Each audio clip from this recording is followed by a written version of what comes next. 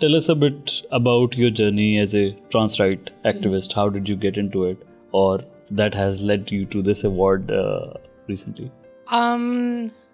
I think बचपन से अगर आप देखो तो मैं नहीं थी इतनी रिबेलियस, इतने outspoken. It help me a lot. जहाँ पे कहीं ना कहीं मेरे भाई का सपोर्ट था. मैं ब्रदर एज अ जर्नलिस्ट. कहीं ना कहीं नहीं, बहुत ज़्यादा मेरी गुरु का सपोर्ट था. She is a prominent trans activist, Shahzadi Rai. And I think कहीं ना कहीं कम्युनिटी इज़ एन इंस्पिरेशन. उनका एक ब्लड एंड स्वेट लगा एक मूवमेंट के लिए. दिन रात आप देखो, इतनी भी मुश्किलात के साथ ना साइड लाइन होके कम्युनिटी इतनी खुशी से रहती है कि without even having the fundamental rights they are living their lifes. मुश्किल से, दुख से भी, लेकिन साथ देखो ना चेहरे पे खुशी होती है. They're spreading happiness. मुझे सबसे अच्छी बात क्या लगती है, आप एक घर में जाओ तो उस एक घर में, एक सिस्टम में, एक परिवार में, you see a Khwaja Sara that is a Hindu, you see a Khwaja Sara that is a Christian, you see a Khwaja Sara that is Bengali, you see a Khwaja Sara that is maybe Punjabi, that is Sindhi, all are together sitting in a one roof. And I'm like, at times मैं ये बोलती हूँ, ऐसा मुल्क चाहते हैं हम कि जहाँ पे सब एक साथ बैठे हैं, प्यार से बैठे हैं, बात करें. Starting of my journey I told you कि मेरी इंस्पिरेशन क्या है और मेरे मोटिवेटर्स कौन थे.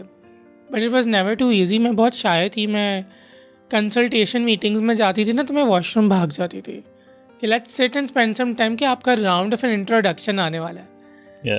आई वॉज दैट पर्सन. अब I am here doing a podcast.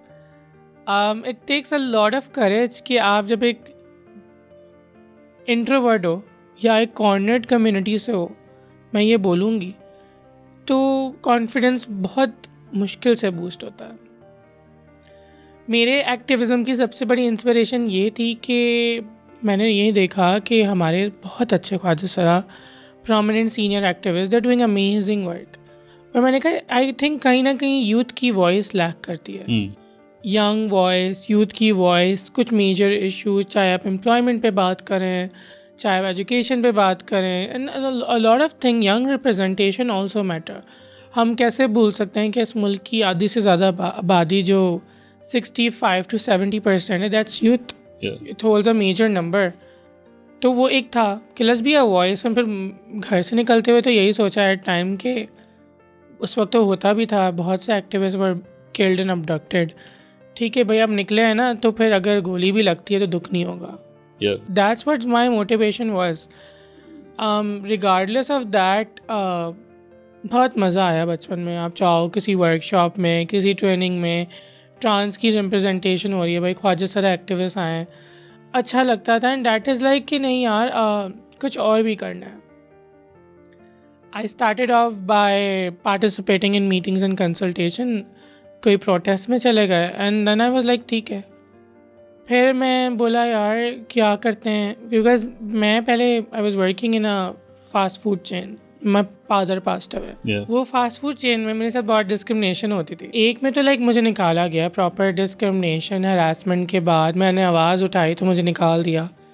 और निकालते हुए मुझे मैनेजर ने ना ऐसे ही हम टेबल पे बैठे हुए चेक दिया, और चेक करते हुए कहा कि भाई पंजाबी में, उसने बोला था पंजाबी उर्दू एक्सेंट में याद है, कि भाई तेरे जैसे लोग ना यहाँ नहीं होते हैं, और तुम लोग ज़रा जाओ नाचो गाओ रोड पे, और यही कर रहे होते हैं.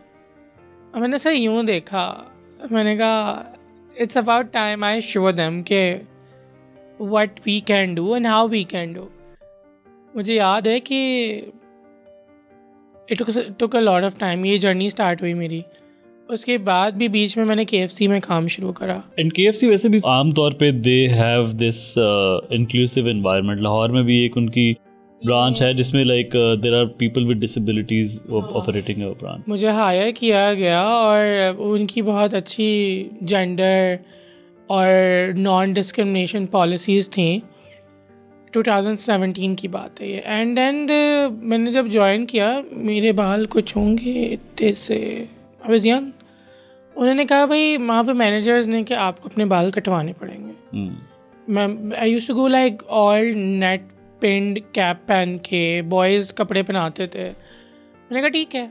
तो उन्होंने कहा ये करना पड़ेगा आपको. मैंने 1-2 दिन गई, फिर उन्होंने बोला कि यू गोना बी लाइक आपको निकाल देंगे.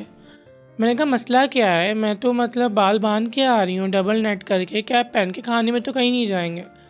उन्होंने कहा नहीं वो because I was initially hired as a cashier, तो कस्टमर्स अनकम्फर्टेबल हो रहे हैं। मैंने कहा कि कस्टमर्स देख के मेरी शक्ल चिढ़ रहे हैं, मुस्कुरा रहे हैं, या अगर रात लेट नाइट शिफ्ट में आके बंदे फ्री हो रहे हैं बदतमीज़ी करें, इसमें मेरी गलती क्या है? I am just doing my work. And then I sat home. फिर माई गुरु सपोर्टेड मी। फिर ह्यूमन राइट कमीशन से उनको एक कॉल जाने वाली थी।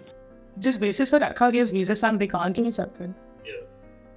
मैं तो याद रखूँ कि मेरा फीमेल ये फिर आई डू दैट कि मैं अपनी बाल उस तरीके से उस सब में फिर उन्होंने there was a lot of discrimination और वहाँ पे कोई बात नहीं करता था। एंड वो एक बार तैयारी मैंने फिर छोड़ दिया, मुझे याद है कि मैंने आज तक अपने 2 दिन वही पे दी। So you're saying that 1.5-2 महीने की सैलरी भी उन्होंने आपकी नहीं दी? नहीं दी थी। But did you demand for it? मैं उस वक्त इतनी एम्पावर्ड नहीं थी कि मैं उनके हेड ऑफिस जाऊँ, यहाँ जाऊँ, बट मैं जिन मैनेजर्स के अंडर थी वहाँ तो आई ट्राइड। दे सेड ये वो आपकी छुट्टियाँ कट गए, ये हो गए। आई रिमेंबर मेरे पास 1-2 महीने तो काम किया था मैंने। आई ओन समथिंग 14,500 पे रखा गया था मुझे, लेकिन उस वक्त होता था यही सैलरीज होती थी। अब ये भी नहीं पता you know how they do, आपको कैश पकड़ाते हैं, चेक देते हैं, but never gotten anything solid. But या ये मेरे साथ हुआ। And this was when? कितने साल पुरानी बात है? 2017। 2017. Right. I might have evidence of my joining as well, but I'm not sure. So did you not consider like क्या पुराने दरवाजे आप खटखटाएं बार बार? Right. वही बात है ना कि but I think this is something I'm my hard-earned money। और इसके बाद ये तो रियलाइज़ हो गया था ज़िंदगी में कि जो लोग इंक्लूसिविटी और डाइवर्सिटी का दावा करते हैं वो हर ज़रूरी नहीं है वो अंदर से भी ऐसे ही हो।